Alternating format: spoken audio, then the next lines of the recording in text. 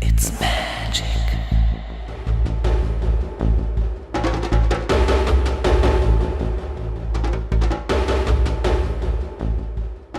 It's magic.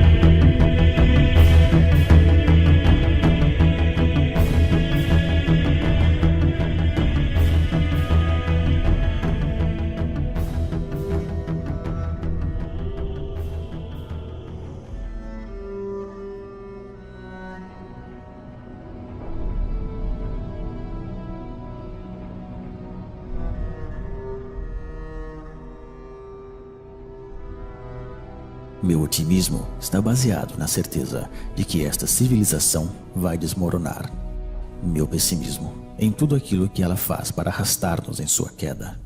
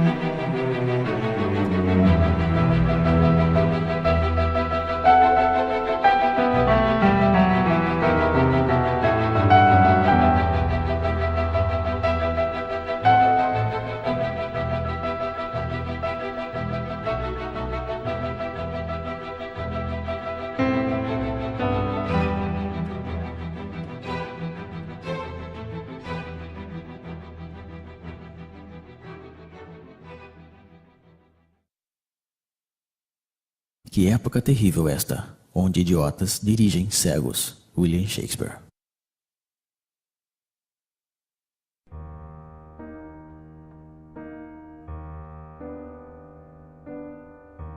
A servidão moderna é uma escravidão voluntária, aceita por esta multidão de escravos que se arrastam pela face da terra.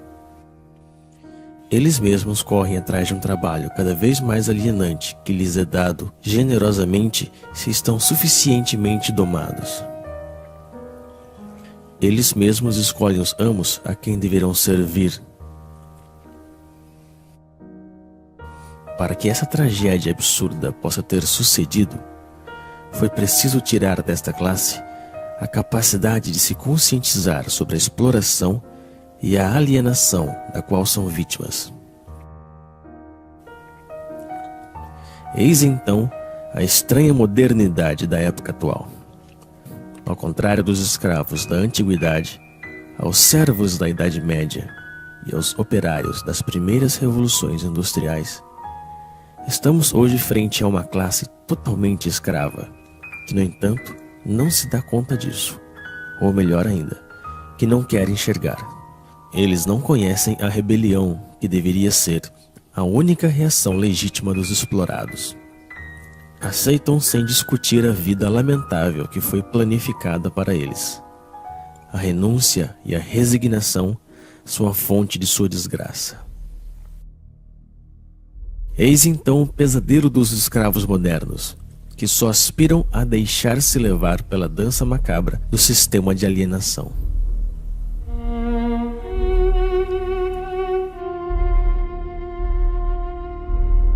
A opressão se moderniza, estendendo por todas as partes as formas de mistificação que permitem ocultar nossa condição de escravos.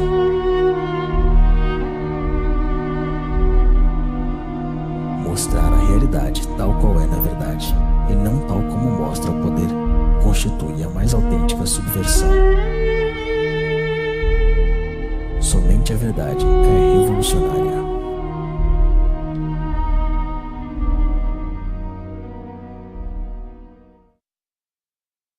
O urbanismo é a tomada do meio ambiente natural e humano pelo capitalismo, que, ao desenvolver-se em sua lógica de dominação absoluta, refaz a totalidade do espaço como seu próprio cenário.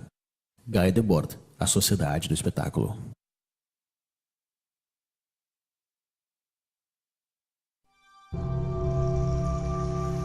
À medida que o homem constrói seu mundo com a força do trabalho alienado, o cenário deste mundo se converte na prisão onde terão que viver. Um mundo sórdido, sem sabor, nem odor, que leva consigo a miséria do modo de produção dominante. Este cenário está em eterna construção. Nada nele é estável. A remodelação permanente do espaço que nos envolve se justifica pela amnésia generalizada e pela insegurança na qual devem viver seus habitantes. Trata-se de refazer tudo à imagem do sistema. O mundo torna-se a cada dia mais sujo e barulhento, como uma usina. Cada parcela deste mundo é propriedade de um Estado ou de um particular. Este roubo social, que é a apropriação exclusiva do solo, se encontra materializada na onipresença de muros, barreiras e fronteiras. São as marcas visíveis dessa separação que invade tudo. Mas ao mesmo tempo, a unificação do espaço, de acordo com os interesses da cultura mercante, é o grande objetivo da nossa triste época. O mundo deve transformar-se em uma imensa autópsia, racionalizada ao extremo, para facilitar o transporte das mercadorias. Todo obstáculo, natural ou humano, deve ser destruído. O ambiente onde se aglomera esta massa servil é o fiel reflexo de sua vida. Se assemelha a jaulas, a prisões, a cavernas. Porém, contrariamente aos escravos e aos prisioneiros, o explorado dos tempos modernos deve pagar por sua jaula.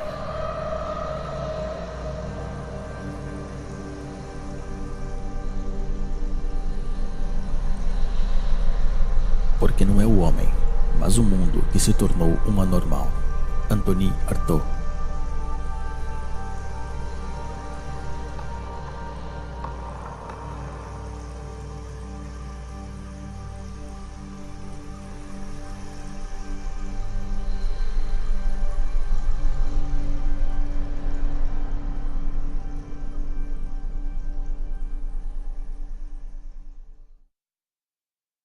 À primeira vista, a mercadoria parece uma coisa simples, trivial, evidente. Porém, analisando-a, vê-se complicada, dotada de sutilezas metafísicas e discussões teológicas. O Capital, Karl Marx. É neste lugar estreito e lúgubre, onde o escravo moderno acumula as novas mercadorias que deveriam, segundo as mensagens publicitárias onipresentes, trazer-lhe a felicidade e a plenitude. Porém, quanto mais acumula mercadorias, mais ele se afasta da oportunidade de ser feliz. Que aproveita o homem ganhar o mundo inteiro e perder sua alma? Marcos, capítulo 8, versículo 36. A mercadoria, ideológica por essência, despoja de seu trabalho aquele que a produz e despoja de sua vida aquele que a consome. No sistema econômico dominante, já não é mais demanda que condiciona a oferta, mas a oferta que determina a demanda. Então é assim que, de maneira periódica, surgem novas necessidades que são rapidamente consideradas como vitais para a maioria da população. Primeiro foi o rádio, depois o carro, a televisão, o computador e agora o telefone celular. Todas essas mercadorias, distribuídas massivamente em um curto lapso de tempo, modificam profundamente as relações humanas. Servem, por um lado, para isolar os homens um pouco mais de seu semelhante e, por outro, para difundir as mensagens dominantes do sistema. As coisas que se possuem acabam por possuir-nos.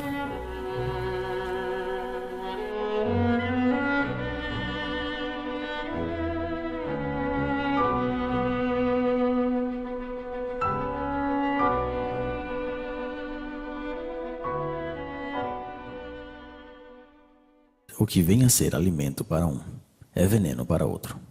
Paracelso.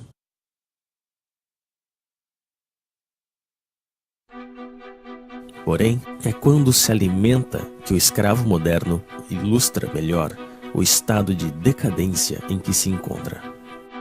Dispondo de um tempo cada vez mais limitado para preparar a comida que ingurgita, ele se vê obrigado a engolir rápido o que a indústria agroquímica produz. Errando pelos supermercados, à procura dos substitutos que a sociedade da falsa abundância consente em dar-lhe, só lhe resta a ilusão da escolha. A abundância dos produtos alimentícios apenas dissimula sua degradação e sua falsificação. Não são mais que organismos geneticamente modificados, uma mistura de colorantes e conservantes, de pesticidas, de hormônios e outras tantas invenções da modernidade.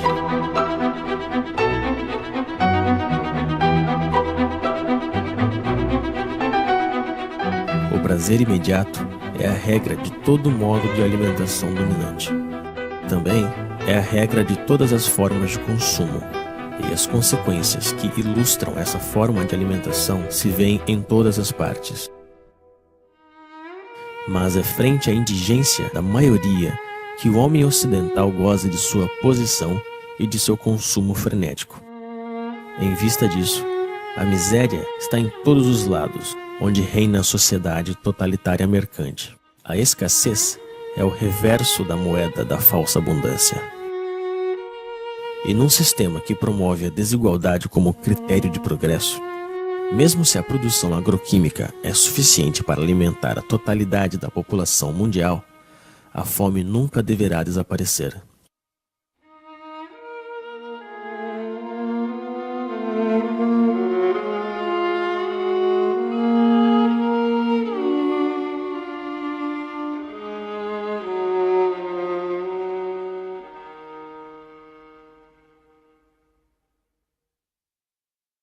Estão convencidos de que o homem, espécie pecadora por excelência, domina a criação, como se as outras criaturas tivessem sido criadas apenas para servir-lhes a comida, a roupa, para serem martirizadas e exterminadas. Isaac Bashevis Singer. A outra consequência da falsa abundância alimentícia é a generalização das usinas de concentração e exterminação massiva e bárbara das espécies que servem de alimento aos escravos. Esta é a real essência do modo de produção dominante. A vida e a humanidade não resistem ante o desejo de proveito de certos indivíduos.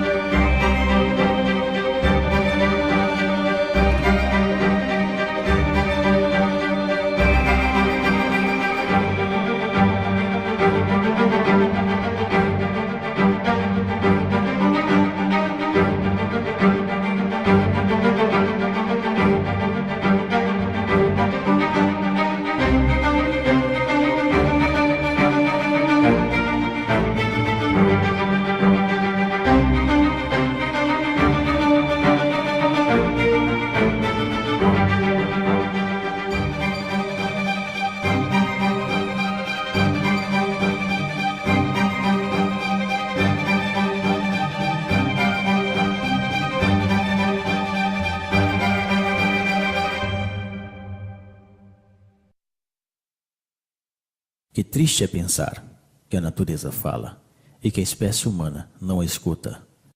Victor Hugo. É a expoliação dos recursos do planeta, a abundante produção de energia ou de mercadorias, o lixo e os resíduos do consumo ostentoso hipotecam a possibilidade de sobrevivência de nossa Terra e das espécies que nela habitam.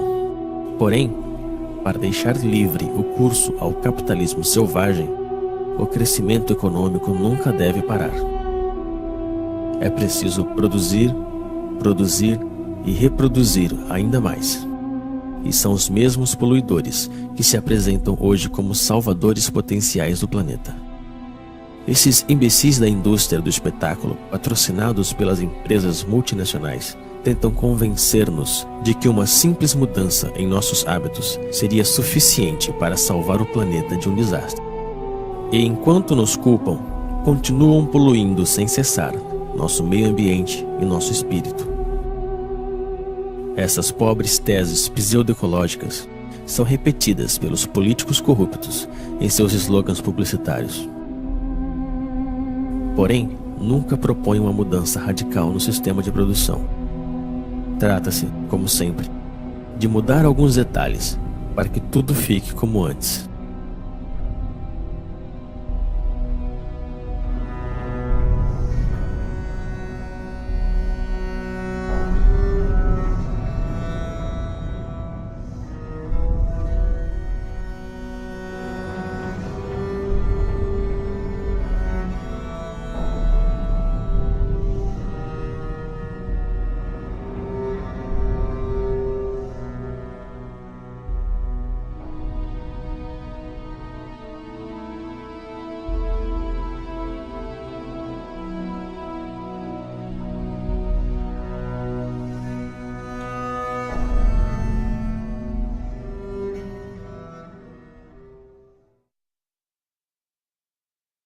Trabalho.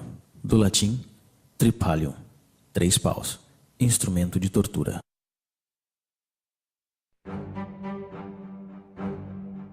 Mas para entrar na roda do consumo frenético, é necessário ter dinheiro. E para conseguir dinheiro, é preciso trabalhar, ou seja, vender-se. O sistema dominante fez do trabalho seu principal valor. E os escravos devem trabalhar mais e mais para pagar a crédito a sua vida miserável. Eles estão esgotados de tanto trabalhar, perdem a maior parte de sua energia e têm que suportar as piores humilhações.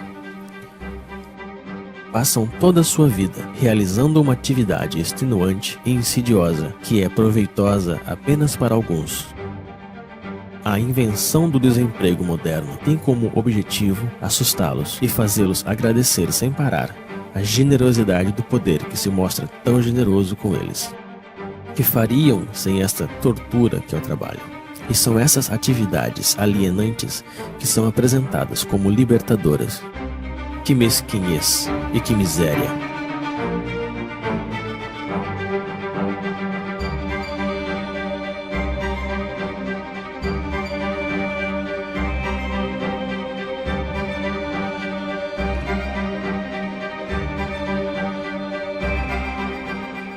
Sempre apressados pelo cronômetro ou pela chibata. Cada gesto dos escravos é calculado a fim de aumentar sua produtividade.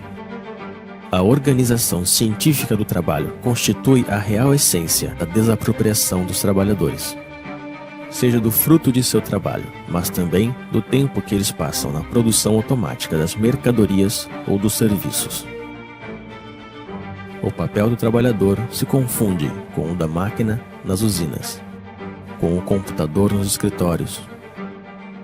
O tempo pago não volta mais.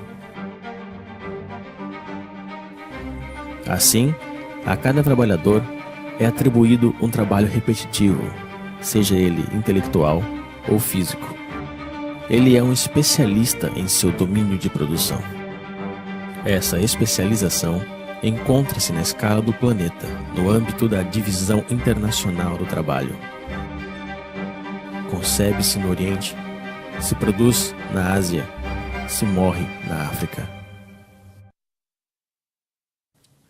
É o homem inteiro que é condicionado ao comportamento produtivo pela organização do trabalho. E fora da fábrica, ele conserva a mesma pele e a mesma cabeça. O escravo moderno teria sido capaz de se contentar de sua servidão ao trabalho, mas à medida que o sistema de produção coloniza todos os setores da vida, o dominado perde o seu tempo com lazeres, com diversões e férias organizadas. Em nenhum momento do seu cotidiano ele foge da influência do sistema, que faz parte de cada instante de sua vida. É um escravo a tempo integral.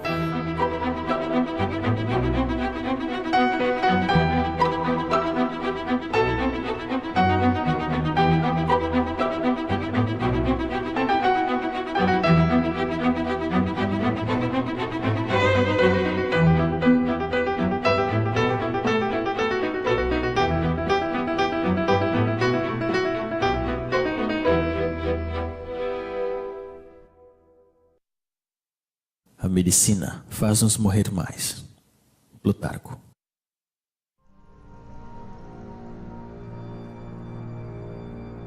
A origem dos males do escravo moderno está na degradação generalizada de seu ambiente, do ar que respira e da comida que ele consome. O estresse provocado pelas suas condições de trabalho e pelo conjunto de sua vida social.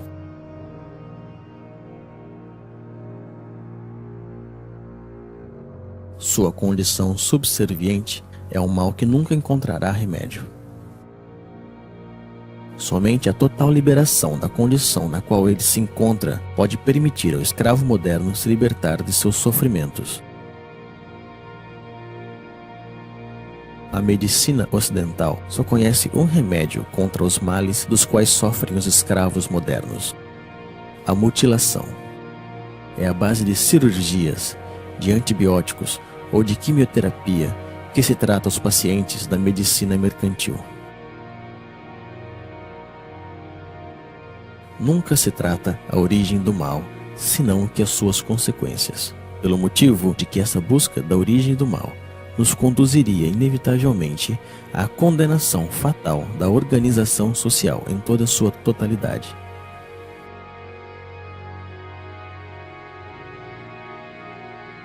Assim como ele transformou todos os detalhes de nosso mundo em uma simples mercadoria, o sistema atual fez de nosso corpo uma mercadoria, um objeto de estudo e de experiências para seus pseudo-aprendizes de medicina mercantil. Os donos do mundo já estão prontos para patentear os seres vivos. O sequenciamento completo do DNA do genoma humano é o ponto de partida de uma nova estratégia posta em ação pelo poder. A decodificação genética não tem outro objetivo que o de amplificar consideravelmente as formas de dominação e de controle. Depois de tudo, nosso corpo também não nos pertence. De tanto obedecer, adquirimos reflexos de submissão. Anônimo. O melhor de sua vida foge entre seus dedos, mas ele prossegue assim, pois já está acostumado a sempre obedecer.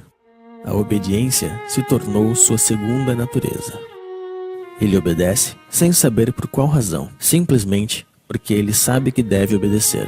Obedecer, produzir e consumir. Eis aí o trítico que domina sua vida. Obedece-se aos pais, aos professores, aos patrões, aos proprietários, aos comerciantes. Obedecem-se também às leis, às forças da ordem e a todos os tipos de poderes, pois ele não sabe fazer outra coisa. Não existe algo que lhe dê mais medo que a desobediência, já que desobedecer, aventurar, mudar é muito arriscado. Assim como uma criança que se perde de vista de seus pais. O escravo moderno se sente perdido, sem o poder que o criou. Então, ele continua obedecendo. É o medo que nos fez escravos e que nos mantém nesta condição. Baixamos a cabeça frente aos donos do mundo. Aceitamos essa vida de humilhação e de miséria somente por medo. No entanto, dispomos da força numérica frente a essa minoria que governa. A força deles não sai de seus policiais, mas de nosso consentimento.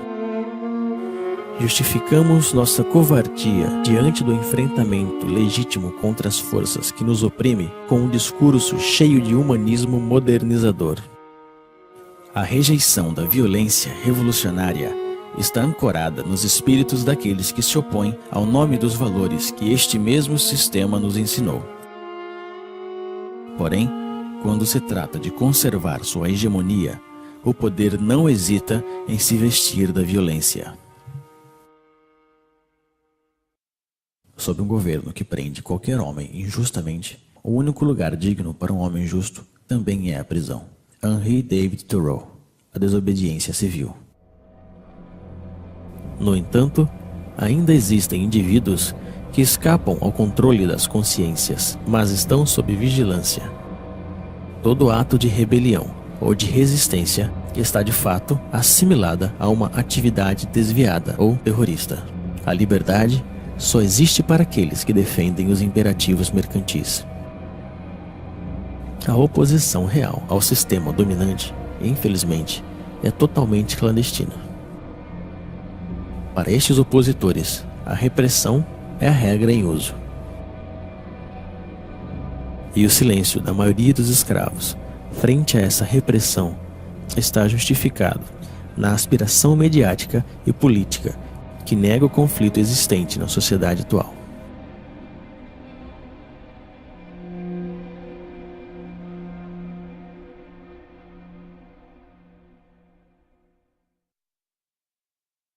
O que outrora se fazia por amor a Deus, hoje se faz por amor ao dinheiro, isto é, daquilo que hoje confere o sentimento de poder mais elevado e a boa consciência. Nietzsche, Aurora. Como todos os seres oprimidos da história, o escravo moderno precisa de seu misticismo e de seu Deus para anestesiar o mal que lhe atormenta e o sofrimento que lhe sufoca.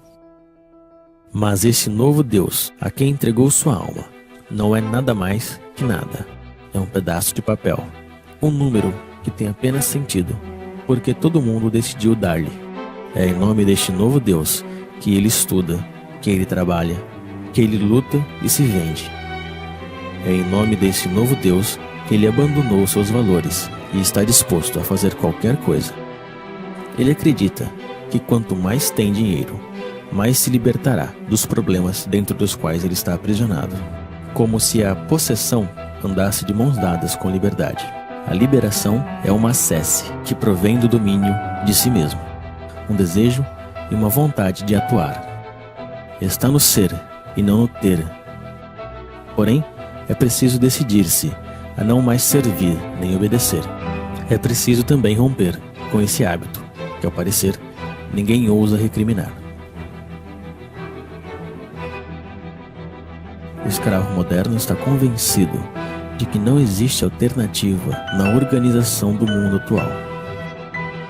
Ele se resignou a esta vida porque pensa que não pode haver outra, e é aí mesmo que se encontra a força da dominação presente.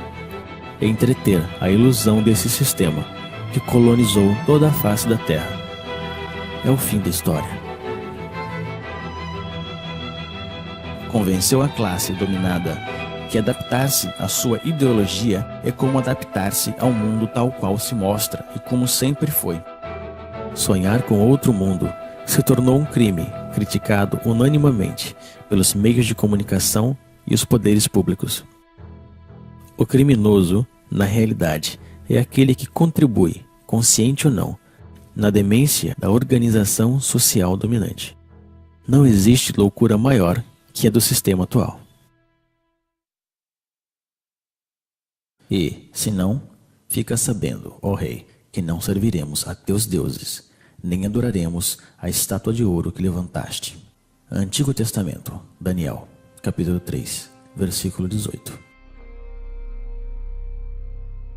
Frente à devastação do mundo real, é preciso que o sistema atual colonize a consciência dos escravos. É por isso que no sistema dominante, as forças de repressão são precedidas pela dissuasão, que desde a infância realiza sua obra de formação de escravos. Eles devem esquecer-se de sua condição servil, de sua prisão e de sua vida miserável. Basta olhar esta multidão hipnotizada frente às telas que acompanham sua vida cotidiana.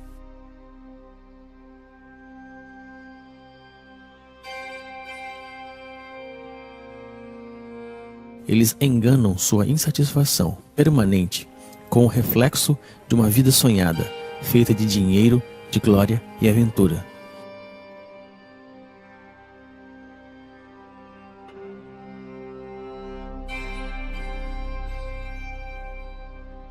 Mas seus sonhos são tão lamentáveis como sua vida miserável. Existem imagens para todos e por todos os lados. Essas imagens levam consigo a mensagem ideológica da sociedade moderna e serve de instrumento de unificação e de propaganda. Vão crescendo à medida que o homem é desapropriado de seu mundo e de sua vida.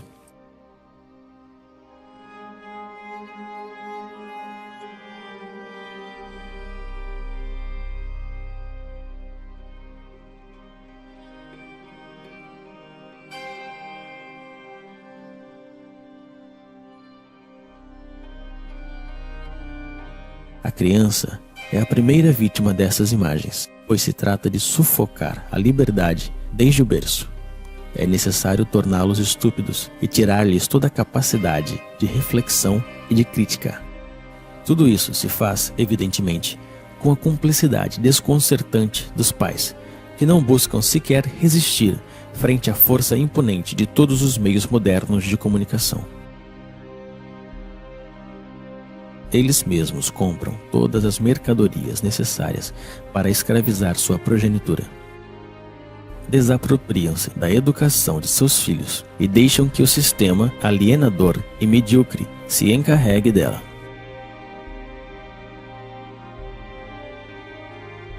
Existem imagens para todas as idades e para todas as classes sociais. Os escravos modernos confundem essas imagens com cultura e, às vezes, com arte. Recorrem seus instintos mais baixos para vender qualquer mercadoria. E é a mulher, duplamente escrava da sociedade atual, que paga o preço mais alto. Ela é apresentada como um simples objeto de consumo. A revolta também foi transformada em uma imagem que se vende para melhor destruir seu potencial subversivo. A imagem ainda é, até hoje, a forma de comunicação mais direta e mais eficaz. Ela cria modelos, aliena as massas, mente e promove frustrações. Difunde-se a ideologia mercantil pela imagem, pois o objetivo continua sendo o mesmo: vender. Modelos de vida ou produtos, comportamentos ou mercadorias. Vender é o único que importa. Estas pobres criaturas se divertem, mas esse divertimento só serve para distrair os mesmos do verdadeiro mal que lhes afeta. Deixaram que fizessem de suas vidas qualquer coisa e fingem sentir-se orgulhosos por isso. Tentam transmitir uma satisfação, mas ninguém acredita. Não conseguem enganar-se a si mesmos quando se deparam com o reflexo frio do espelho da vida.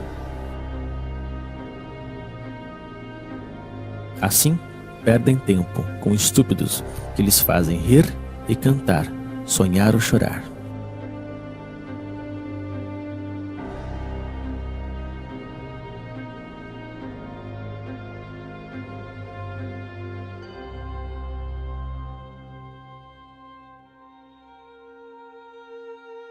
Através do esporte mediatizado, se representa o êxito e o fracasso, os esforços e as vitórias que os escravos modernos deixaram de viver em seu cotidiano.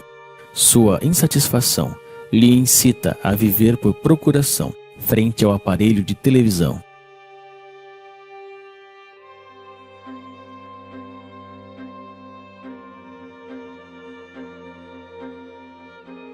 Assim, como os imperadores da Roma antiga compravam a submissão do povo com pão e jogos, hoje em dia é com diversões e consumo do vazio que se compra o silêncio dos escravos.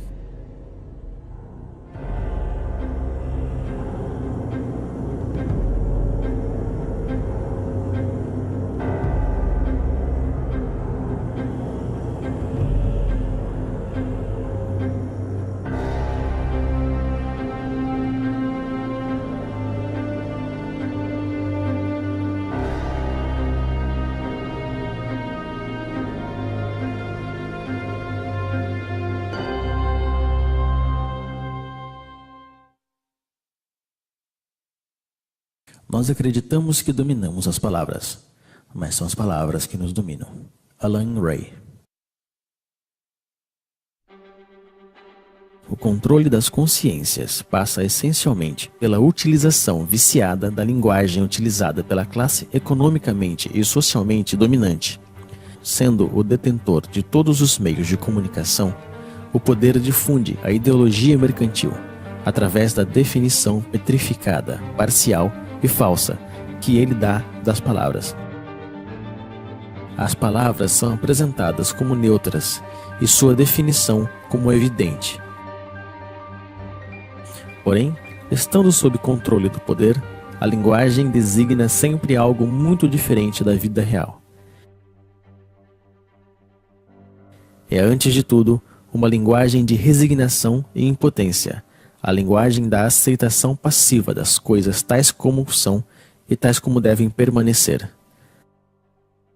As palavras trabalham por conta da organização dominante da vida, e o fato mesmo de utilizar a linguagem do poder nos condena à impotência.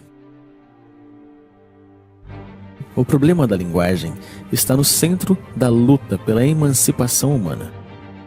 Não é uma forma de dominação que se junta às outras, mas o coração do mesmo projeto de submissão do sistema mercantil totalitário.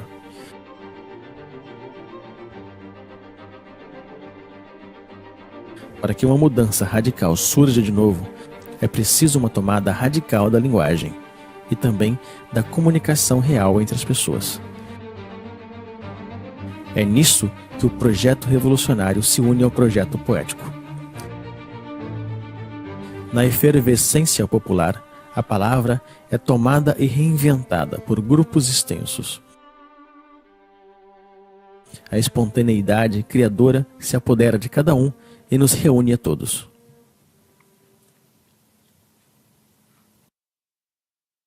Votar é abdicar.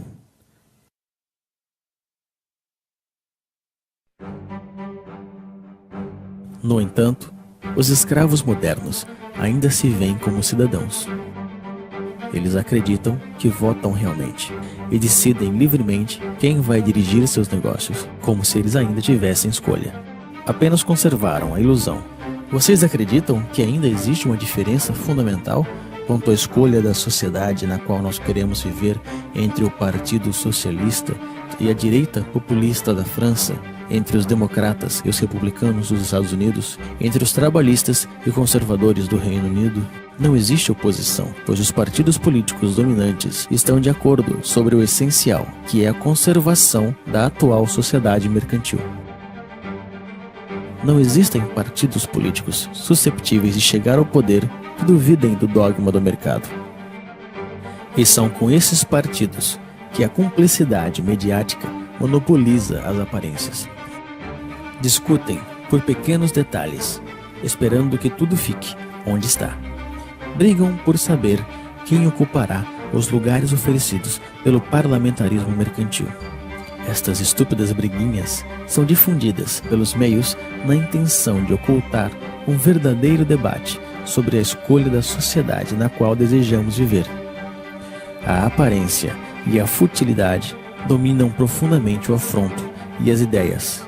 Tudo isso não se parece, nem de perto e nem de longe, a uma democracia. A democracia real se define primeiro e antes de tudo pela participação massiva dos cidadãos na gestão dos interesses da cidade. Ela é direta e participativa e encontra sua maior expressão na Assembleia Popular e no diálogo permanente sobre a organização da vida comum. A forma representativa e parlamentar que usurpam o nome da democracia limitam o poder dos cidadãos pelo simples direito ao voto, ou seja, a nada. Tão real que não existe diferença entre o cinza claro e o cinza escuro. As cadeiras do parlamento estão ocupadas pela imensa maioria da classe econômica dominante, seja ela de direita ou da pretendida esquerda social-democrática. O poder não é para ser conquistado, ele tem que ser destruído. O poder é tirano por natureza, seja ele exercido por um rei, por um ditador ou um presidente eleito. A única diferença na democracia parlamentar é que os escravos têm a ilusão que podem escolher eles mesmos os mestres que eles deverão servir. O direito ao voto fez dos mesmos cúmplices da tirania esmagadora. Eles não são escravos porque existem amos, senão que existem amos porque decidiram permanecerem escravos. A natureza não criou amos nem escravos.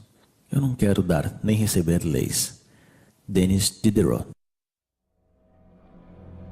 O sistema dominante se define então pela onipresença de sua ideologia mercante. Ela ocupa, ao mesmo tempo, todo o espaço e todos os setores da vida. Ela não diz nada mais que produza, venda, consuma, acumula. Ela reduziu todas as relações humanas em relações mercantes e considera nosso planeta como uma simples mercadoria. O dever que nos impõe é o trabalho servil. O único direito que ele reconhece é o direito da propriedade privada. O único Deus que ele adora é o dinheiro. O monopólio da aparência é total. Somente aparecem os homens e os discursos favoráveis na ideologia dominante. A crítica deste mundo está afogada no mar midiático que determina o que é bem ou mal, e o que se pode ver ou não.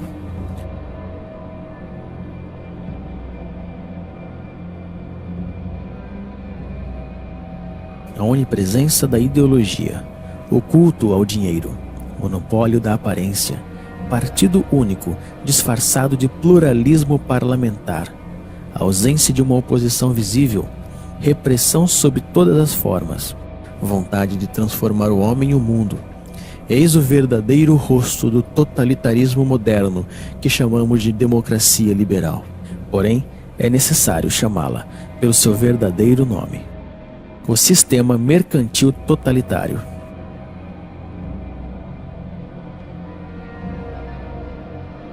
O homem, a sociedade e o conjunto de nosso planeta estão a serviço desta ideologia. O sistema mercantil totalitário realizou o que nenhum totalitarismo conseguiu fazer antes: unificar o mundo à sua imagem. Hoje, já não existe exílio possível.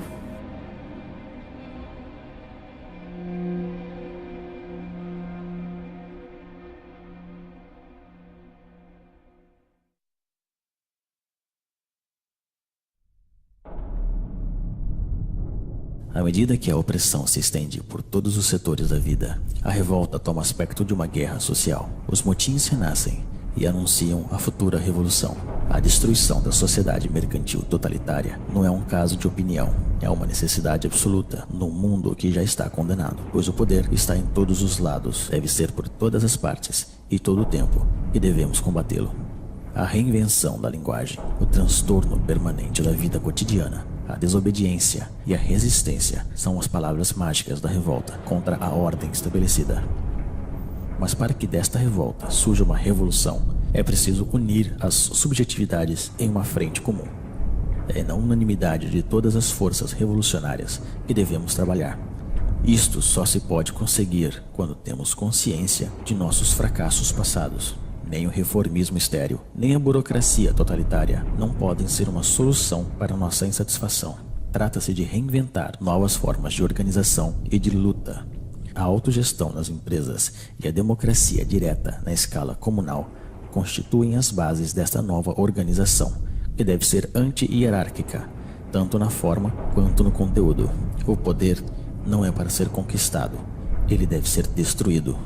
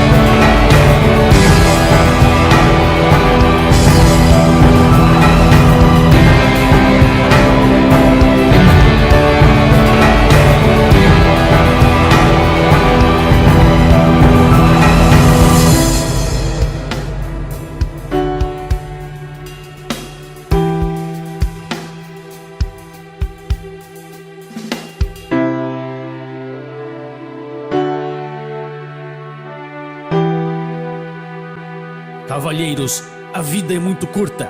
Se nós vivemos, vivemos para andar sobre as cabeças dos reis. William Shakespeare, Henrique IV. Jean-François Briand. Tradução: Elisa de Arbênia Quadros. Dublagem: Rodrigo Nishino.